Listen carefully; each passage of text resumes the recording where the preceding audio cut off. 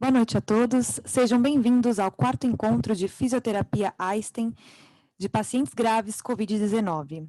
Essa iniciativa do Einstein conta com 6 encontros gratuitos, onde são abordados os principais tópicos relacionados aos cuidados de fisioterapia nos pacientes com Covid-19. O tema desta noite é ventilação mecânica. Este encontro terá a duração de 1 hora, dividida entre apresentação e tempo para perguntas e respostas. Todos os participantes podem enviar perguntas pelo Q&A, Questions and Answers, que se encontra na barra inferior do Zoom. Os convidados da noite são a moderadora Carla Luciana Batista, ela é fisioterapeuta sênior do Hospital Israelita Albert Einstein, especialista em fisioterapia respiratória pelo Instituto do Coração, Hospital das Clínicas da Faculdade de Medicina da USP, e doutoranda em pneumologia pela Faculdade de Medicina da USP também. Como debatedora, nós contaremos com a Karina Tavares Timenitsky, fisioterapeuta sênior também do Hospital Israelita Albert Einstein e com doutorado em ciências pela Faculdade de Medicina da USP. Sejam bem-vindas. Passo a palavra para a Carla. Boa noite, pessoal.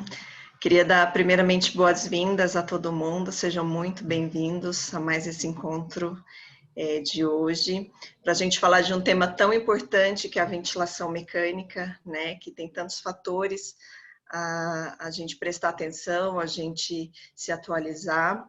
Então, eu passo a palavra para a Karina, que vai conversar com vocês, e eu peço que todas as perguntas sejam mandadas no Q&A, que eu vou depois moderar as perguntas com ela. Karina, boa aula. Boa noite a todos. Primeiramente, agradecer aí a participação também de todos vocês e realmente, como a Carla falou, acho que as perguntas são super pertinentes para que a gente possa interagir cada vez mais sobre o assunto, né? Os encontros anteriores abordaram vários aspectos dos pacientes COVID, pensando em suporte desde oxigenoterapia, suporte ventilatório não invasivo, e agora comentar um pouco sobre a ventilação mecânica, né? E, querendo ou não, é uma doença que os pacientes evoluem com insuficiência respiratória hipoxêmica, como já foi falado anteriormente, e esses pacientes, em alguma proporção desses pacientes, acabam precisando de um suporte ventilatório mais invasivo como suporte de vida. No entanto, apesar da ventilação mecânica ser um suporte de vida, se ela não for ajustada adequadamente, com parâmetros adequados e uma monitorização adequada também para esse paciente, ela pode ser extremamente prejudicial, né, e agravar o quadro aí prévio do paciente. Então, por isso que acho que o tema é relevante para a discussão. Então, primeiramente, eu trouxe até um levantamento da literatura de alguns trabalhos já mostrando um pouco em relação a o número de pacientes que acabam necessitando de suporte ventilatório invasivo. Então, aqui são alguns trabalhos mostrando um coorte aí, né, meio transversal dos estudos, onde a ventilação mecânica acaba sendo instituída aí pelos relatos de 30% até 88% dos pacientes com COVID. Então, isso varia, é claro que isso varia com a gravidade do perfil que chega nessas UTIs. Então, em algumas situações, os pacientes acabam demorando para conseguir ter um leito de UTI, né? Em alguns países isso acabou acontecendo, e a questão também do medo, né, das pessoas irem procurar um serviço de saúde, às vezes vão procurar numa situação um pouco mais complicada, e isso acaba aumentando também a incidência da ventilação mecânica, dependendo desse perfil de ventilação mecânica. Então, a gente dá para perceber que tem um número aí razoável de pacientes que acabam precisando desse suporte, e quando eles vão para a ventilação mecânica, o tempo de ventilação mecânica também não é pequeno, né? Então, relatos aí de 9 até 18 dias de ventilação mecânica aí num tempo mediano. Então, é um tempo aí também significativo para a gente pensar no suporte ventilatório e nas repercussões que os parâmetros ventilatórios podem gerar, né, nesse paciente ao longo do tempo. Então, por isso que é fundamental. Dentro desse contexto, quando a gente vai para a ventilação mecânica, acho que o que a gente precisa entender da síndrome de desconforto respiratório, do COVID, porque evolui com uma síndrome de desconforto respiratório, né, porque é uma doença hipoxêmica, ele tem um acometimento pulmonar aí bem importante. Nós podemos ter cenários diferentes de acometimento pulmonar, né, onde a gente pode ter um acometimento pulmonar, quando a gente pega aqui do lado esquerdo, mais um padrão de vidro fosco, onde eu tenho mais edema pulmonar com preenchimento de líquido pela resposta inflamatória, geralmente visualizada esse perfil de imagem no início da doença, né, no quadro mais grave, onde realmente a resposta inflamatória gera esse edema com preenchimento alveolar e com isso alterando a ventilação dos pacientes, gerando a hipoxemia, mas esse quadro pode mudar ao longo do tempo da evolução da doença, conseguindo aqui no intermediário até aparecer áreas de atelectasia que podem ser unilaterais e depois evoluir para um quadro até bilateral, e um terceiro perfil aí mais tardio, onde eu tenho uma repercussão muito maior no pulmão, tem áreas de consolidação, tem colapso, tem vidro fosco, que ainda posso até ter algum grau de fibrose, quando a gente pensa na evolução, né, 18 dias de ventilação mecânica. E entender o grau de acometimento pulmonar é fundamental para o ajuste adequado da ventilação mecânica, né? Primeiramente, o que a gente tem que ter em mente é um pulmão heterogêneo, um pulmão que tem uma lesão em algum grau, seja por vidro fosco ou até o mais heterogêneo ainda com a associação de atelectasia. Por ser heterogêneo, conforme eu falei anteriormente, a ventilação pode ser lesiva e agravar esse quadro pulmonar prévio. Então, o que se recomenda de maneira geral, e que está bem descrito na literatura, que estratégia protetora, né, em pacientes que têm um acometimento assim tão heterogêneo no pulmão, consegue minimizar o impacto e uma piora aí do desfecho clínico, principalmente de mortalidade, né? Pensando nos pacientes sim desconforto respiratório, que a gente já tem grau de evidência em relação à estratégia protetora. E ele, querendo ou não, o COVID entra, né, no diagnóstico, se a gente for pensar em um paciente hipoxêmico, com uma causa aguda, onde ele tem opacidade bilateral no pulmão e que a causa não é cardíaca. Então, acaba entrando nessa definição de desconforto. Então, o que a gente pode pensar é, dentro desse quadro pulmonar, o que recomenda-se de maneira geral, independente dessa evolução da doença, é uma estratégia protetora, com uso de volume corrente baixo, de 4 a 6 ml por quilo de peso predito, e dependente de ser uma ventilação a volume ou a pressão, sempre observar o volume que está sendo gerado, né, nessa ventilação é extremamente importante, para que a gente às vezes, está com delta de pressão, que aqui coloca, né, o driving pressure, menor ou igual a 15, mas o fato de eu estar com driving pressure de 15, mas se meu volume estiver 8 ml por quilo de peso predito, só estar com delta baixo não é seguro. Eu preciso também usar o menor delta para o menor volume corrente, né? Então, associar essas informações de volume corrente baixo, um delta de pressão baixo e a pressão de platô também não ser acima de 30, para a gente evitar pressões aí de platô muito elevadas, mas o mais importante ainda é o driving pressure, né? O delta de pressão, que é o quanto eu vou ter de estiramento alveolar a cada ciclo respiratório, e tentar trabalhar com o menor platô também possível. Então, de regra geral, para todo paciente que vai para a ventilação mecânica com suspeita, né, ou confirmado de COVID, pensar nessa estratégia protetora de volume baixo e pressão baixa. Depois disso, começa a entrar a questão da individualização do cuidado e dos parâmetros ventilatórios, pensar na PIP, por exemplo, né? Qual é o paciente que vai responder uma PIP mais alta, qual não vai, qual eu vou precisar pressurizar ou recrutar, ou até pensar em prona. Isso depende muito desse grau de acometimento pulmonar, em qual fase o paciente se encontra da doença, né, do que a gente impacta. Então, aqui fazer um resumo sobre isso, que eu acho que é fundamental para esse manejo individual dos pacientes. Então, no primeiro cenário, se a gente pegar aqui o pulmão mais do lado esquerdo da imagem, é um pulmão onde eu tenho um vidro fosco, mais edema, resposta inflamatória. É um paciente que, se eu fizer o cálculo de complacência pulmonar, ele vai ter um menor comprometimento dessa complacência. Ela não estará normal, mas ela estará em valores mais altos, próximos do 40, 50 ml por centímetro de água, né? Diferente de uma situação mais lá para o lado direito, onde provavelmente a minha complacência está bem menor, porque o pulmão está muito mais difícil de expandir, né? Fora que nesse primeiro momento a hipoxemia também é grave, né? Os pacientes tendem a ter uma relação PO2 e FO2 aí de 200 para baixo quando vão para a ventilação mecânica. Tentar ajustar a PIP para o menor delta de pressão possível. A gente pode usar a tabela PIP-FO2 ou a DISNET, ou ajustar a PIP olhando esse delta de pressão, né, para o volume corrente que eu quero dos 6 ml, junto com a saturação, porque são pacientes que não vão responder aqui a recrutamento ou PIPs elevadas, por não ter presença de atelectasia. Então, se você tiver um padrão, né, desse formato, só com vidro fosco, se você for tentar usar PIPs elevadas, você vai mais hiperdistender o pulmão do que de fato ter um ganho de oxigenação. Com a hiperdistensão, vai comprimir os capilares, vai piorar a perfusão desse alvéolo ventilado e não vai responder. Então, uma PIP suficiente para manter uma boa saturação e um menor delta de pressão e conseguir ter uma melhor redistribuição desse fluxo sanguíneo pulmonar e, consequentemente, reduzir o shunt presente. No entanto, se nesse cenário você fez todo o ajuste da estratégia protetora e PIP ele continuar hipoxêmico, aqui considerar o uso do óxido nítrico inalatório em algumas situações e também descartar possíveis causas tromboembólicas, né? Lembrando que alguns pacientes COVID, pela alteração e resposta inflamatória extremamente elevada, eles podem evoluir com microtrombos ou até TEP, e isso ser a causa da hipoxemia também, além do edema, né, alveolar presente. Então, também pensar nessa questão. E aí, um dos recursos possíveis para a gente poder avaliar a perfusão seria a tomografia de impedância elétrica, que é um exemplo de um paciente, onde aqui vocês observam que onde está mais amarelo eu tenho mais perfusão, conforme isso vai ficando mais escuro, mais próximo para o vermelho, a perfusão é menor naquela região. E observando essa imagem, o lado direito tem 39% de perfusão, enquanto o lado esquerdo, 61%. Então, tendo uma bela assimetria de perfusão pulmonar, enquanto a ventilação observada aqui em azul está bem simétrica, né? 49 à direita, 51 à esquerda. Então, o problema não é um problema ventilatório, e sim um problema de perfusão pulmonar.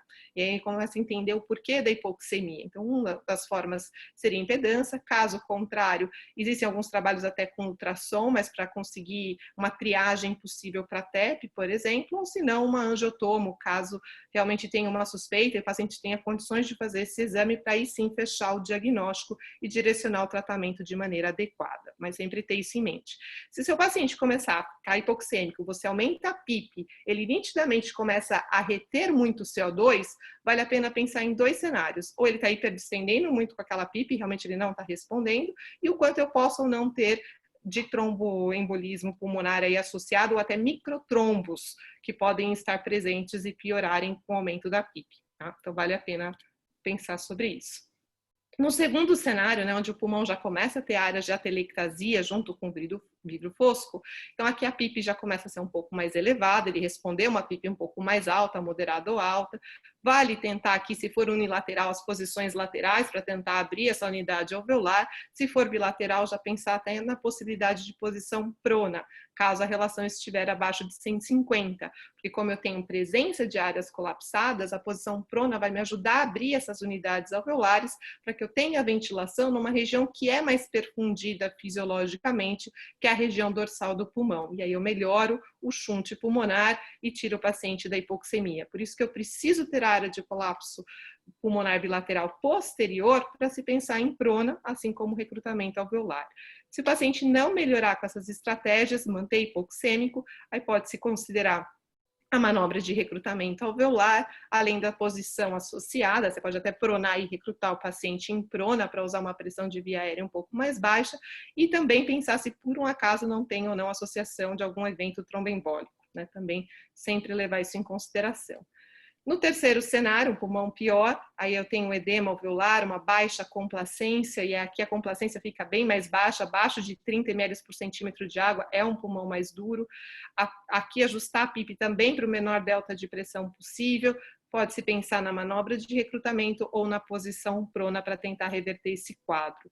No entanto, caso o paciente mantiver a hipoxemia, considerar aí a possibilidade de uso de esteroide, enfim, e ECMO, se tiver disponível no serviço, o paciente estiver muito hipoxêmico e não respondeu a essas estratégias de resgate, a ECMO pode ser uma alternativa e, novamente, também sempre pensar em causas tromboembólicas, né?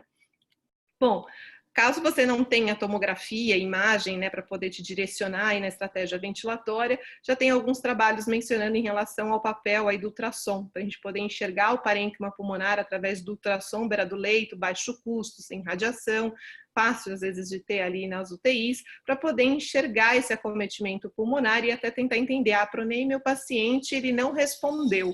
Será que é porque ele não tinha as áreas colapsadas posteriores? O que está acontecendo? Dá para se utilizar o ultrassom para tentar avaliar. Caso não tiver o ultrassom, a análise de mecânica pulmonar pode nos ajudar, né? Conforme eu mostrei anteriormente, quando a gente tem um pulmão mais com edema alveolar, é claro que a complacência não estará normal, mas ela tende a estar mais elevada, lá próximo dos 40, né? acima de 30, 40. Agora, quando eu tenho um pulmão muito fechado, quando eu tenho uma diminuição importante de unidades alveolares, essa complacência tende a ficar bem mais baixa, menor do que 30. Né? Então, também tem essa questão para tentar dar um direcionamento à beira do leito.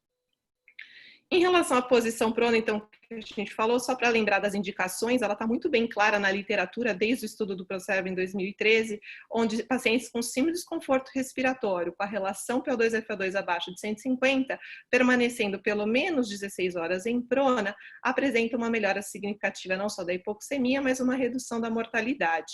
Então, realmente, pacientes que estejam nesse critério, claro, você entubou o paciente com Covid, colocou em estratégia protetora, porque às vezes é só ajustar a ventilação adequada, o paciente deixa de ficar hipoxêmico, porque às vezes ele estava sincrônico, brigando, e às vezes a hipoxemia mais grave está relacionada a uma má ventilação. Então, ajustando a estratégia protetora, o paciente bem acoplado, e mesmo assim essa relação estiver abaixo de 150, podemos considerar a posição prona como uma alternativa e avaliar isso. Lembrando muito bem da mudança de decúbito com o braço, para a gente não ter problema, intercalando a cada 2 horas, e o paciente está bem sedado e com bloqueador neuromuscular durante essa prona, porque também não é uma posição confortável, para a gente garantir uma ventilação protetora. Mesmo em prona, tudo que eu falei de estratégia protetora deve continuar, tá? Em algumas situações, conforme a gente falou anteriormente, a gente... só trazendo aqui uma informação em relação a porcentagem de uso de prona em alguns países, né? Eu trouxe da ventilação lá atrás, aqui eu também trouxe o quanto que os países têm pronado os pacientes com Covid. Não são publicações específicas, né, da ventilação no Covid, onde dá para observar que a prona na China em torno de 9%, mas chegando, vamos pensar em Boston, né, nos Estados Unidos, em até 47% dos pacientes realizando a prona. Então, a prona tem sido instituída aí nos pacientes, né, dentro do cenário de Covid, como uma resposta aí positiva quando bem indicada. A manobra de recrutamento alveolar é uma outra estratégia, né, que pode ser realizada quando eu tenho presença de áreas colapsadas e bilateral, porque senão eu só vou hiperdistender um pulmão que está aberto ao invés de abrir, às vezes, um colapso unilateral.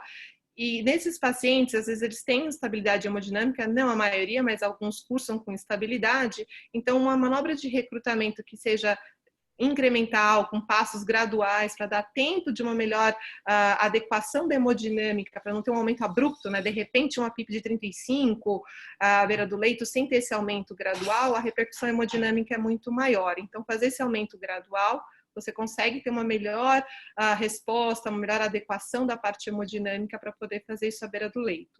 Pode-se até fazer, primeiramente, o que a gente chama de potencial de recrutabilidade. Antes de ir para essa PIP de 35, primeiro fazer a PIP de 25, nós temos feito isso aqui no hospital, depois titulado decremental a partir de 25 e avalia se o paciente é respondedor ou não. E não colocando todo mundo já de cara até uma PIP de 35, que é um valor extremamente elevado, né? E às vezes o paciente pode não responder.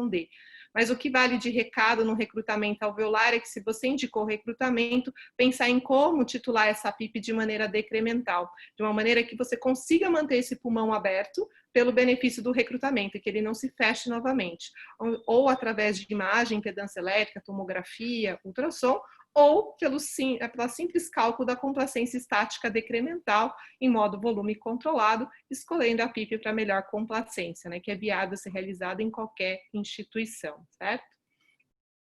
Aqui só trazendo para vocês um pouco das características de ventilação mecânica lá na Itália, que eles trouxeram o perfil do paciente logo na admissão da parte ventilatória, né? E o que eles observaram é que a maioria dos pacientes tinha uma relação PO2-FO2 aí abaixo de 150 no momento da admissão, a FO2 ficando em torno lá de 65% e a PIP em torno de 13% no primeiro dia, né?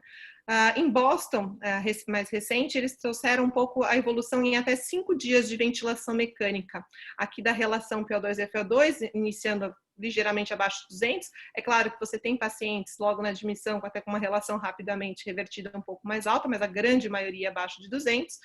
Vai melhorando um pouco, mas não é uma melhora tão significativa em até 5 dias, lembrando que esses pacientes ficam mais tempo, né, porque tem uma resposta inflamatória um pouco maior. A pressão de platô é em torno de 20 centímetros de água, uma PIP inicialmente de 10, mas não passa de 13 ao longo do tempo, semelhante até do que a admissão na Itália. E aqui a complacência estática, comentei para vocês. A grande maioria tem uma complacência estática aí próximo de 40. ml por centímetro de água e não com placências extremamente elevadas. É claro que existem alguns pacientes que saem da curva, mas a grande maioria tem algum grau de comprometimento pulmonar, certo? Então, só para trazer um pouco do que tem aí de experiência em relação aos parâmetros ventilatórios aí já publicados. Uma outra dúvida muito importante é quando permitir que o paciente entre em respiração espontânea e isso seja seguro, pensando na PCILI, né, que é a lesão pulmonar é induzida pelo esforço do paciente. Será que esse é o momento ideal de eu deixar o paciente começar a ficar em pressão de suporte ou ter drive ventilatório? Ou quanto esse drive, esse esforço pode ser lesivo nesse momento? Então, existe na literatura, né, o cálculo da pressão muscular da PEMUS estimada, né, predita, através de uma pausa expiratória que a gente faz no ventilador e mede o quanto o paciente faz de esforço para negativar durante essa pausa, essa amplitude que ele faz aqui, né, que ele negativa, né, dentro do esforço, e você põe dentro de um cálculo, na verdade, essa amplitude, delta de amplitude, você multiplica por 0,75, e o ideal é que essa PEMUS predita não fique acima de 15. Se ela ficar acima de 15, considerar alguma outra monitorização com balão esofágico, ou então realmente pensar em mudança de parâmetro de modo ventilatório ou até mesmo sedação.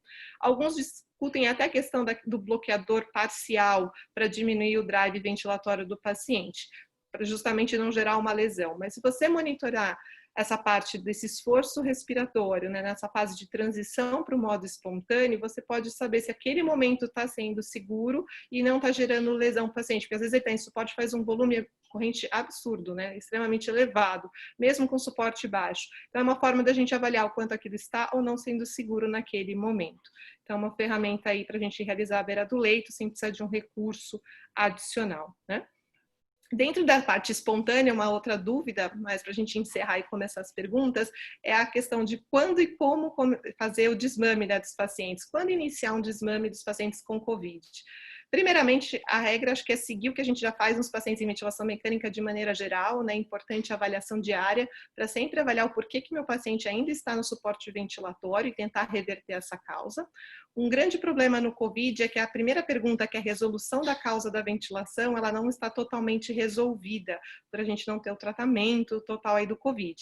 Mas o que a gente tem que levar em consideração é o paciente sair da fase aguda da doença. Isso a gente consegue observar pelos exames laboratoriais, né, olhando dedímero, ferritina, leucócitos, PCR, se isso vem em queda ou se está ainda extremamente elevado ou aumentando. O ideal é que esteja em queda, mostrando uma melhora da resposta inflamatória, que ele está saindo da fase aguda, já é um ponto positivo. E depois seguindo o que a gente já faz semelhantemente, né, que é uma hemodinâmica estável, com baixos parâmetros ventilatórios, uma boa troca gasosa, um nível de consciência adequado ao próximo do basal, e se ele preencher esses critérios, a gente pode colocar o paciente em teste de expiração espontânea.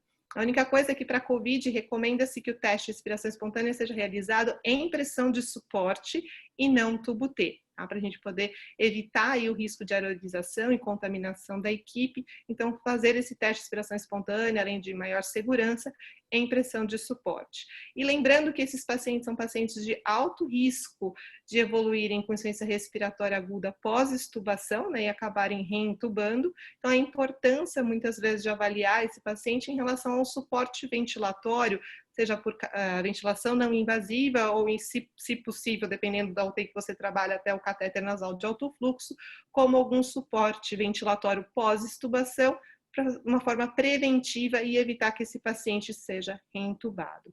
Então, acho que essas são informações gerais aí relevantes em relação aos pacientes COVID. Começar a nossa discussão e perguntas que venham aí para poder enriquecer, né, o conteúdo. Então, Carlinha, que a gente pode começar as discussões. Muito bom, Karina, parabéns. Já tem um monte de pergunta aqui, pessoal super interessado na ventilação. A primeira pergunta que teve bastante é como iniciar, como é que a gente começa os ajustes da ventilação mecânica, de que ponto a gente parte, sabendo que a gente tem vários tipos de perfis de paciente, como você mesmo disse, como é que é a escolha do ajuste inicial desses parâmetros da ventilação? Perfeito. Acho que como eu falei anteriormente, mas relembrando, né? Acho que logo que você entuba, você primeiro escolher se você vai ventilar volume ou pressão, né? A pressão, a gente tem a maior garantia de uma pressão máxima na via aérea que vai ser gerada, o menor risco de barotrauma. No entanto, é necessária a monitorização do volume corrente, né? Não quer dizer que eu estou na pressão, que eu estou seguro, eu preciso olhar o volume corrente. Então, de maneira geral, é o volume corrente de 4 a 6 ml por quilo de peso predito. Então, a importância de saber a altura do paciente, fazer o cálculo do peso predito e não usar o peso real, né? Então, de alguma forma, você conseguir medir, se não tiver essa informação, para garantir um volume dentro do ideal para o paciente.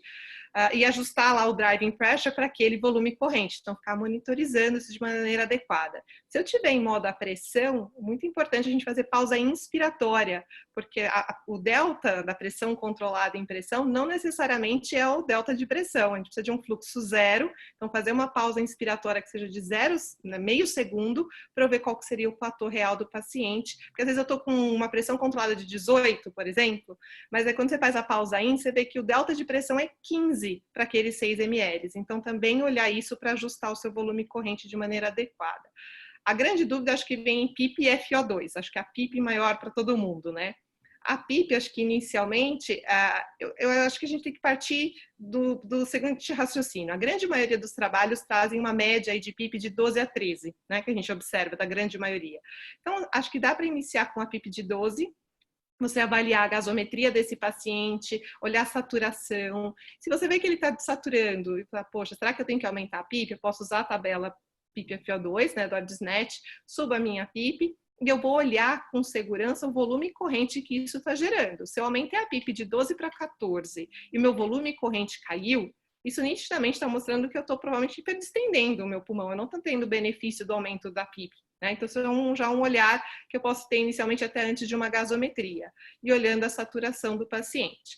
Até porque, como esses pacientes são extremamente hipoxêmicos, quando a gente usa a tabela PIP-FO2, às vezes vai por uma PIP super elevada.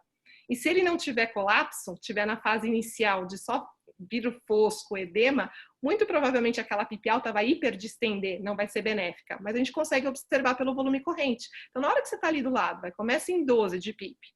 Aí você vê que está saturando razoável, só FO2 está acima de 50, tenta aumentar a PIP 2 centímetros de água para 14. O volume corrente ganhou? Se você teve ganho de volume corrente, ele está respondendo à pressurização. Se ele não ganhou volume corrente, nitidamente 14 não está legal, já dá para ficar esperto, né? E se possível, se você tiver um ultrassom ou alguma equipe que possa fazer a beira do leito para você entender, né, essa questão do como é o parênquima pulmonar, como é que está a situação daquele paciente naquele momento, seria muito importante, né? Se desse para fazer na hora, fosse viável no serviço, isso auxiliaria muito para te direcionar. E até mesmo de 12, você acha que está ficando ruim, você pode abaixar para 10, fazer um teste. De 12 para 10, você aumentou o volume corrente, provavelmente você precisa de um delta de pressão menor para manter os 6 ml. Então, isso também pode te direcionar nessa escolha inicial da PIP. E a FO2, olhando a saturação de pulso, que a gente tem ali fácil, à beira do leito, monitorando usando a menor FO2 possível, mas para saturar, lembrando que a hiperóxia é extremamente lesivo. Então, apesar dos pacientes serem hipoxêmicos, que a gente se preocupa muito com isso, olhar a hiperóxia também. Ajustar o FO2, ele não precisa saturar mais que 96. Se ele tiver com 92 de saturação, já está ótimo. Ele só não pode ficar abaixo de 92, abaixo de 90, né? E também pensar, será que esse paciente COVID é DPOC? Que pode ter essa associação, né? Ser COVID e ser DPOC. E o DPOC, a gente não precisa esperar uma saturação de 92. Na verdade, né? Se tiver lá entre 88 e 92, ele está adequado. Então, também acho que é uma outra forma de guiar. Não sei se eu consegui responder. E lembrar também que a gente tem o recurso da mecânica ventilatória, né? No ventilador mecânico, que é um grande aliado que a gente tem na beira do leito, né?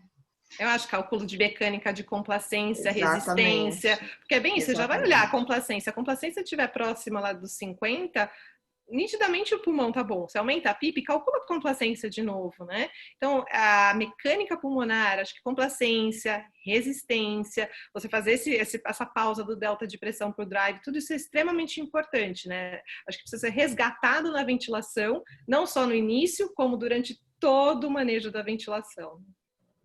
Muito legal. Karina, outras perguntas que têm surgido bastante aqui com relação à posição prona versus PIP versus recrutamento. as pessoas estão bastante interessadas em saber como é que se faz. A gente faz o recrutamento antes ou depois de pronar, e uma vez que o paciente prona, a gente repete esse recrutamento. E a terceira pergunta é, se o paciente não responde à prona, a gente volta a pronar? Ótimo, a prona realmente é uma coisa bem interessante, né? Se o paciente tiver área de colapso pulmonar posterior, que é a principal indicação, só que às vezes a gente não sabe a informação. Então, se a gente pegar o Procervo, era todo mundo com relação abaixo de 150, pronou. Então, vamos pensar até que eu não tenho imagem, né? Vou pronar o paciente com relação abaixo de 150. Você até pode, muitas vezes as pessoas recrutam antes de pronar, pensando, porque para pronar eu preciso de um número de profissionais, né, pelo menos 6 pessoas aí para pronar. Tem a questão, às vezes, da condição clínica do paciente, risco, às vezes, de puxar algum acesso ou tubo, enfim. Então, muitas vezes acaba recrutando antes, né? Mas, se não, você pode pronar e recrutar em prona, tá? Mas se você recrutar antes, não respondeu, você pronar o paciente, por exemplo, preciso recrutar de novo? Vou partir primeiro dessa pergunta, tá? Recrutei antes, ele ficou abaixo de 150, pronei. Pronei, preciso já recrutar esse paciente? Eu acho que, primeiramente, espera gaso de primeira hora de prona, até para você entender o quantas vezes a prona foi suficiente para ganhar ou não ventilação e oxigenação, para você ficar com uma dúvida aí. Claro que você vai usar uma pressão de via aérea bem menor para recrutar em prona do que em supino. Espera essa gaso de 1 hora. Se a gaso estiver super boa, ele tiver melhorado horrores, eu não mexeria de novo porque tem o risco de repressurizar o paciente, né? Por mais seguro que seja a estratégia, se bem feita, ou com a equipe bem treinada, ela tem riscos, né? Então, assim, tentar fazer o mínimo possível de recrutamento nesses pacientes.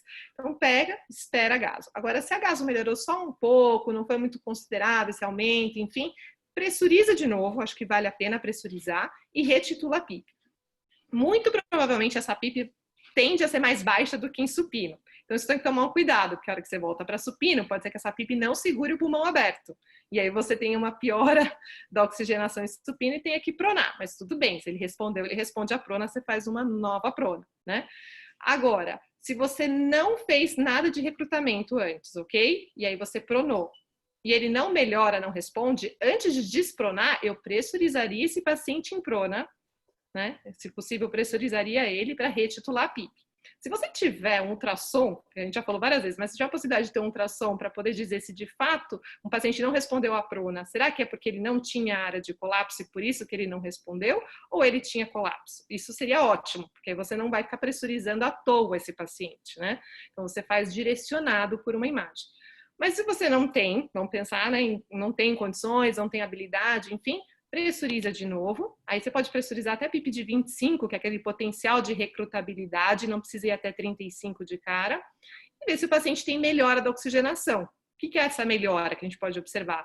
Para a mesma FO2 durante o recrutamento, não aumenta a FO2 durante o procedimento, até para você saber que você conseguiu reduzir a FO2 depois, e se teve ganho de volume corrente. Se você teve ganho de volume corrente, o seu delta de pressão depois vai ser menor. Então, você mostra uma melhora da mecânica pulmonar com o recrutamento em prona, tá? Então, acho que dá para fazer dessa forma e indicar.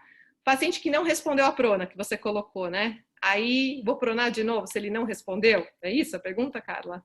Essa pergunta. Que não respondeu. Eu acho que se o paciente não respondeu, não adianta você insistir. Você precisa entender o porquê que ele não respondeu. Qual foi o motivo? É porque ele não tem área de colapso, ele não vai responder. E acho que aí vale descartar qualquer evento tromboembólico ou microtrombo. Porque como esses pacientes têm esse risco, né, da resposta inflamatória de fazer microtrombo e às vezes até TEP, às vezes a causa da hipoxemia é essa, é perfusão. E se você pressurizar, recrutar ou pronar, ele não vai responder. Ele vai até piorar. E aí você observa pelo CO2 que vai subindo progressivamente, né? Um CO2 muito alto, ou você está hiperdistendendo ou você está tendo algum problema direto na perfusão. Porque a hiperdistensão comprime vaso e diminui a perfusão, né? Assim como o trombo vai diminuir o quanto de sangue vai passar. Então, acho que isso traz, não adianta você ficar insistindo. E aí vai para ECMO, se você tiver possibilidade. Se não tiver a ECMO, não adianta ficar insistindo na prona. Acho que precisa tentar entender, né, os outros fatores associados aí. E essa tem sido bem a nossa experiência, né? Quando o paciente não responde à posição prona, a gente vê geralmente que ele não tem colapso, né? A gente consegue consegue diferenciar bem e provavelmente é uma outra condição, né, que não seja o colapso. Muito bom, já temos bastante perguntas aqui. Outro questionamento frequente, Karina, com relação ao óxido nítrico. O que você tem a dizer sobre isso, a utilização, quando é indicado, né, que é um assunto ainda um pouco controverso, né, de se utilizar, da resposta. É um grande problema porque esses pacientes eles perdem o mecanismo da vasoconstrição hipóxica, né, para poder pensar que o óxido nítrico ele é indicado para você tentar ter uma vasodilatação pulmonar e melhorar essa perfusão nas áreas ventiladas. Enfim, tem realmente pouca resposta. O que alguns trabalhos têm demonstrado é quando tem um evento tromboembólico, que aí tem uma disfunção de VD aí associada por conta dessa resistência vascular aumentada pelo trombo, e aí o óxido nítrico conseguiria tentar minimizar esse impacto, mas não que a gente tenha evidência fortíssima mas é um recurso a se pensar, principalmente quando você pensa nessa questão tromboembólica, mais uma disfunção aí de algum grau de VD para tentar melhorar. Mas quando a gente pensa só na hipoxemia, às vezes que nós utilizamos não tivemos muito sucesso isolado, né? Quando era só a hipoxemia, porque você não tem essa vasoconstrição hipóxica para poder melhorar e redistribuir o fluxo de uma melhor forma. Mas acho que a hora que você tem disfunção de ventrículo direito é algo para se tentar e reavaliar, mas tem que reavaliar rápido a resposta, né? Colocar e ver se você tem resposta aí nas primeiras 24 horas, caso não tenha, rediscutir a conduta terapêutica. Tá sem áudio, Carlinha? Desculpa, gente, desculpa. Outro questionamento que surgiu é com relação à ventilação mecânica prolongada. Qual seria a estratégia, né, desses pacientes em ventilação mecânica prolongada, que geralmente acabam indo para uma traqueostomia, né? E outro questionamento a gente sabe que muito provavelmente esses pacientes desenvolvem fraqueza muscular respiratória, né? Tem todos os fatores de risco possíveis e imagináveis para desenvolver disfunção do diafragma. E aí, como é que a gente reconhece isso e como é que a gente trata isso? Ótimo, acho que ventilação prolongada, muitos evoluem, você vê que a gente colocou lá 18 dias, né? Claro que isso é uma mediana, mas nós temos pacientes que chegam a 20 dias ou mais, né? E realmente, junto com a resposta inflamatória, sedação, bloqueador neuromuscular, ventilação prolongada, a fraqueza acaba sendo inevitável nesses pacientes, né? Então, o ajuste ventilatório continua pensando em estratégia protetora, cuidado, né? O problema é que alguns evoluem com fibrose ao longo do tempo, então conseguir manter o delta aí de 15 nesses pacientes que já tenham fibrose é muito mais difícil para garantir um volume corrente aí adequado. Então, realmente é uma coisa de discussão, né, beira-leito individual para esses pacientes. E em relação à fraqueza muscular, é óbvio, a gente consegue perceber já por P01, por exemplo, que é uma forma de monitorização que alguns ventiladores têm, né, que é a medida lá do esforço, né, do diafragma nos primeiros 100 milissegundos de contração do diafragma. Então, o P01 ideal é ele ficar entre 2 a 3,5, no máximo 4. Valores acima disso, o esforço está muito aumentado logo no início e o risco de fadiga é muito grande. E se ele está muito baixo, também já pode ser um indício de fraqueza, se ele realmente não estiver recirculando sedação ou nenhuma lesão central aí, né, secundária neurológica, enfim, que possa estar deprimindo o drive. Então, é uma forma.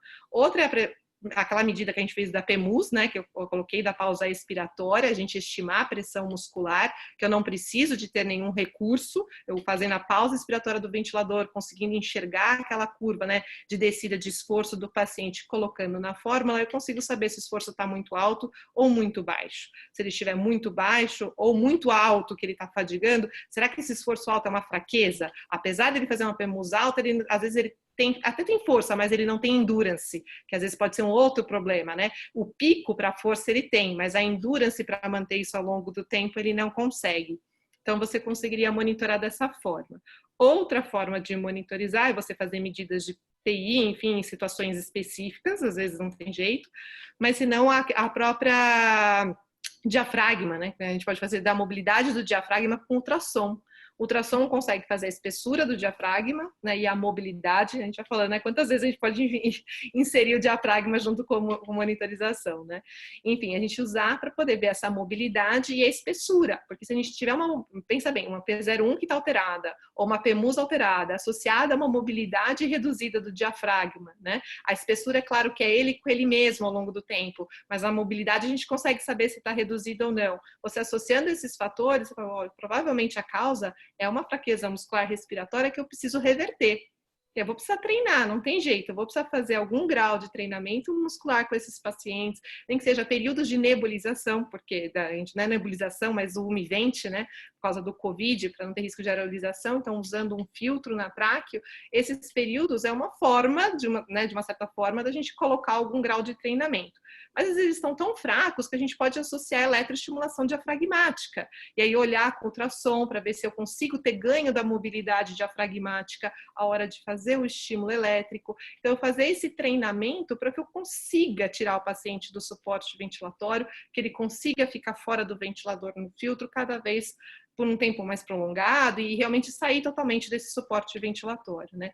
Acho que são formas que a gente tem para poder direcionar. Precisa primeiro um diagnóstico, uma avaliação, direcionar a terapia e reavaliar isso novamente para saber se ele está tendo ganho ou não. Então, medir a P01, ou a PEMUS, ou ultrassom para mobilidade e espessura novamente, para saber se eu estou no caminho certo ou não do tratamento, né?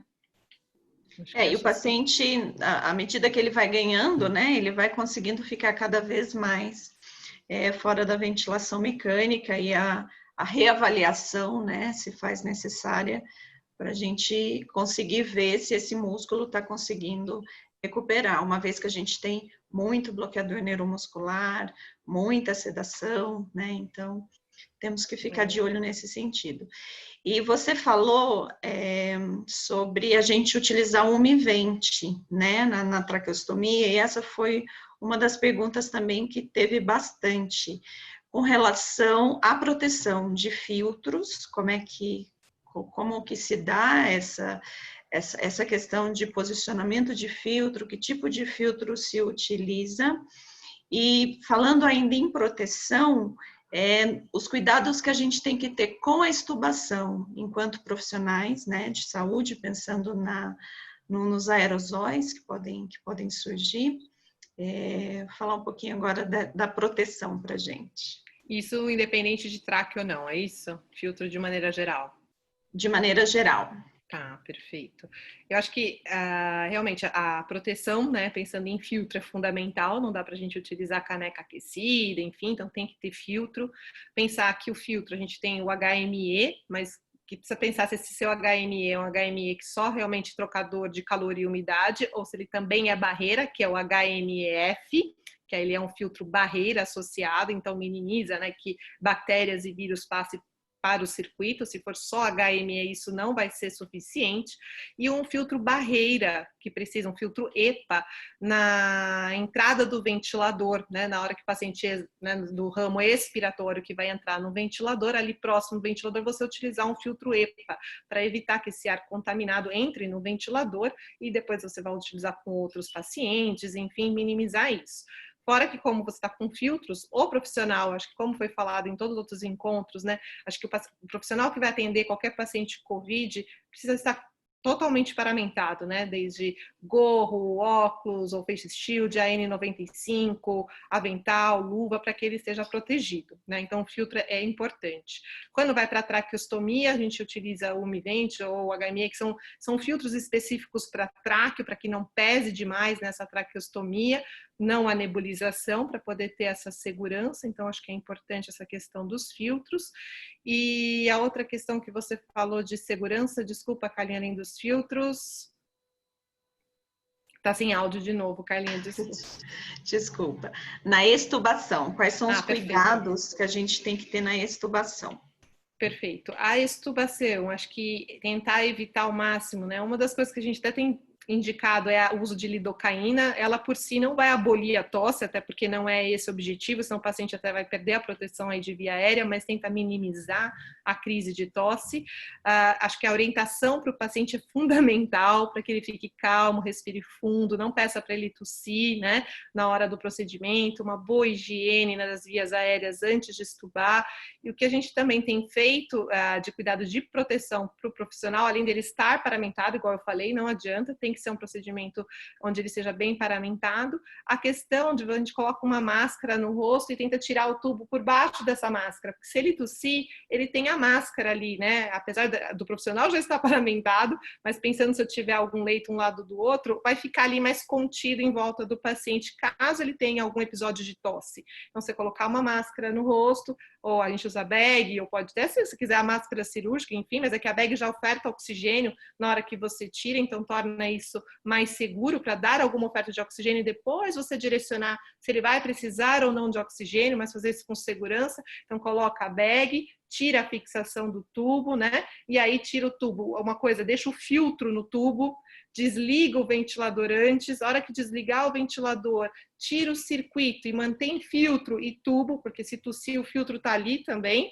e na hora que você desinsuflar o cuff com a máscara, você tira por baixo, porque aí está protegido em volta do rosto se tiver tosse, e o tubo está com filtro e você tira. Então, acho que essa associação aí de cuidados, né, durante a extubação, mais a proteção, né, com EPI do profissional. Acho que seria isso. Eu acho que, né, vale lembrar que o profissional tem que estar muito bem protegido, né? E a gente tomando essas medidas, né, de precaução, a gente acaba tendo um procedimento mais seguro. Karina, eu vou te pedir, por favor, para repetir sobre a PEMUS, que tem muita gente perguntando sobre a PEMUS, acho que é uma novidade, né? Porque não se falava tanto em PEMUS até agora com os pacientes de Covid. As pessoas estão com bastante dúvida de como fazer, quando fazer, qual que é a forma de aplicação, por favor. Perfeito. A PEMUS, ela deve ser realizada na hora que o paciente tem drive, né? Quando ele tem um drive respiratório ali, pode estar até com algum grau de sedação, mas que ele está tendo drive, ele consegue ser medido. Então, os ventiladores que têm curva ventilatória, você consegue utilizar, né, através da curva ali, da curva de pressão. Na hora que você faz a pausa expiratória, você tem uma redução da curva de pressão, né? Ela desce, que você está fazendo a pausa o paciente vai puxar, o ventilador não vai mandar nenhuma ventilação para esse paciente. Tem alguns ventiladores que permitem você fazer a pausa da tela e você voltar no gráfico e enxergar. Aí você precisa saber, quando você vai rodando o cursor do ventilador, se a hora que ele te mostra, ele está mostrando o delta ou é o pico que ele desce. Geralmente é o pico que desce. Vamos dizer, o paciente estava com uma PIP de 10, e eu fui medir a PEMUS, ele fez aquele esforço que desceu, né? Teve a descida importante do esforço, e esse paciente chegou a 0. Então, se ele chegou a 0 no pico do esforço com o meu cursor, e ele estava em 10, chegou a 0. Isso quer dizer que a amplitude do esforço dele foi de 10. Ele teve 10 de amplitude de esforço. Ok, como é que eu ponho isso na fórmula? Eu vou pôr 0,75 vezes 10. Isso vai me dar o quê? 7,5 de PEMUS. Então, eu não tenho uma PEMUS alta, ela não está de 15.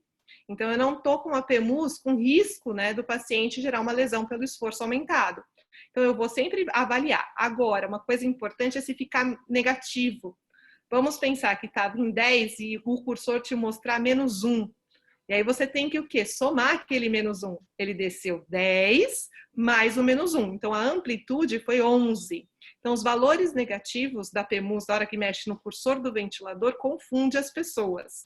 Então, lembrar de somar toda vez que ele desce, o cursor vai te mostrar o pico máximo que ele desceu. E você consegue fazer essa medida.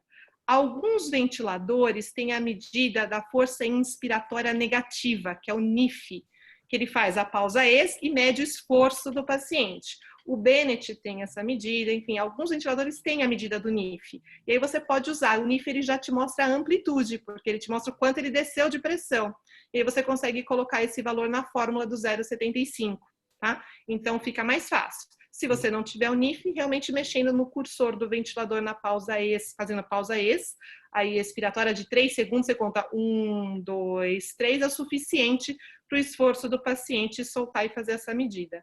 Não sei se ficou claro. Eu acho que sim, pessoal. Qualquer dúvida adicional, por favor, coloque. Pode colocar.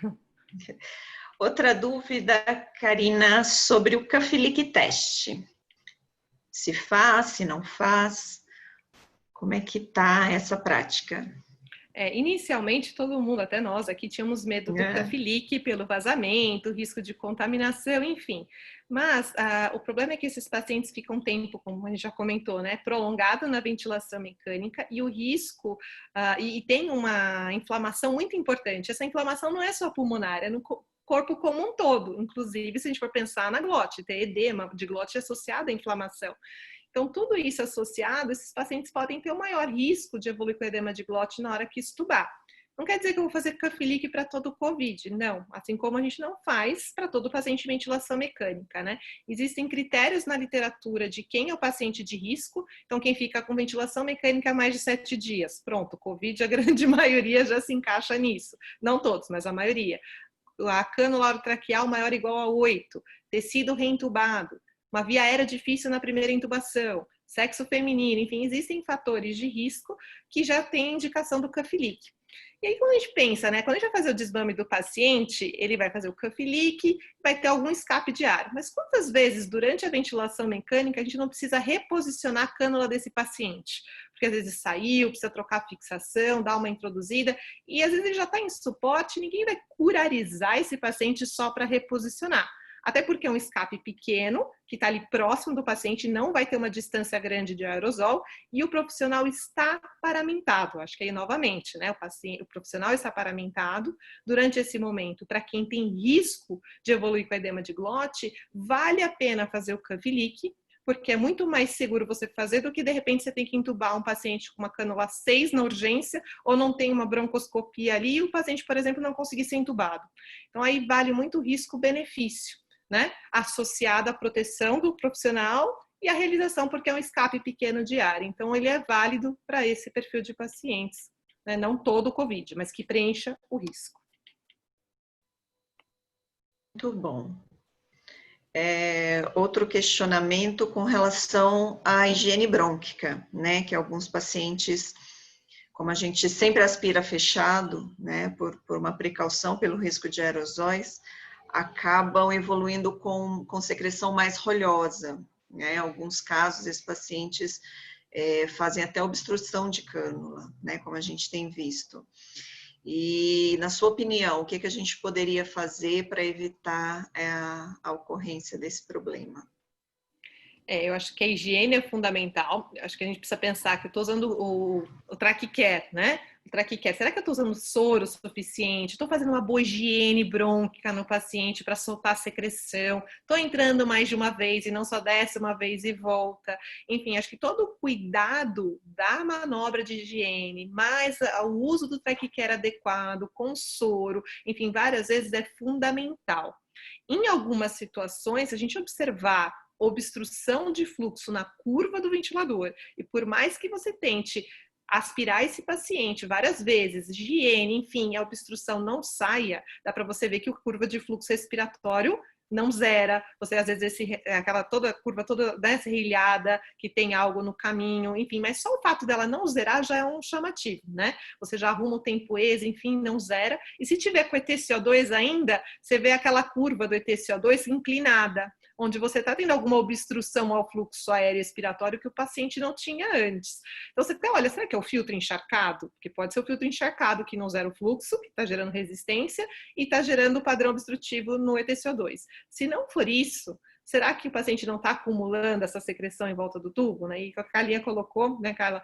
Nós tivemos alguns casos, e aí acho que é um paciente que, se você estiver num quarto fechado, enfim, profissional paramentado, às vezes é um paciente pensando, né, no risco dele obstruir, ter que trocar uma cânula, você às vezes tem que ambuzar e usar o filtro EPA no ambu, né? Proteger o ambu com filtro EPA, profissional bem protegido, e tentar aspirar aberto para avaliar em casos específicos onde realmente tenha uma suspeita aí. Mas acho que a higiene é fundamental, né? Fazer uma boa higiene, uma boa instilação aí de soro com TraqueCare. Exatamente. Muito bom. Outro questionamento.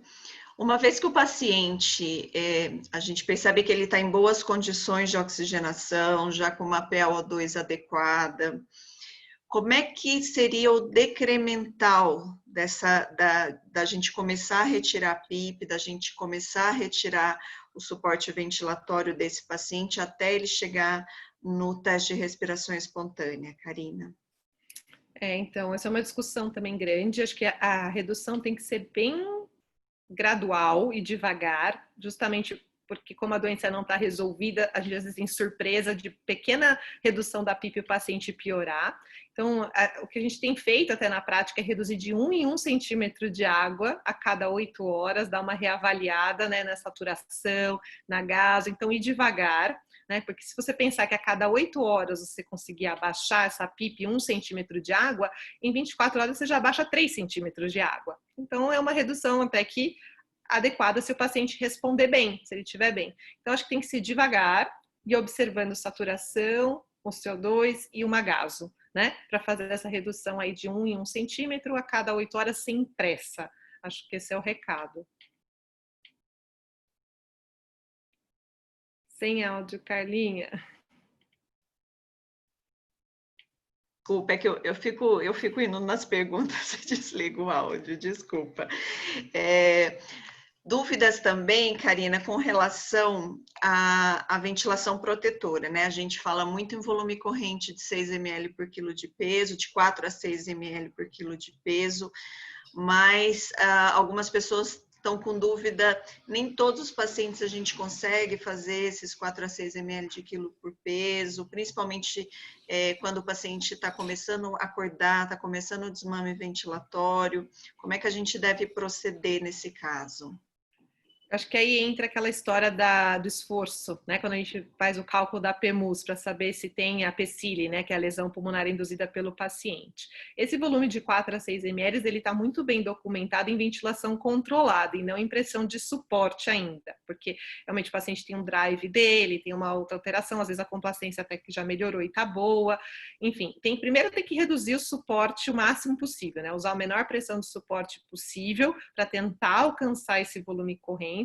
E caso o volume corrente esteja alto, a gente ajustar a pressão de suporte ou guiada pelo P01, né? Se o P01 está abaixo de 2, eu posso abaixar o suporte. Agora, se eu abaixo o suporte, esse P01 ficou acima lá de 3,5, acima de 4, ele está fazendo muito esforço, eu preciso aumentar o meu suporte. Então, além do volume, acho que é associar essas outras ferramentas de monitorização de esforço, ou da PEMUS, né? Também, para eu saber se apesar daquele volume que está em 7, 8 ml por quilo, por exemplo, em suporte, né?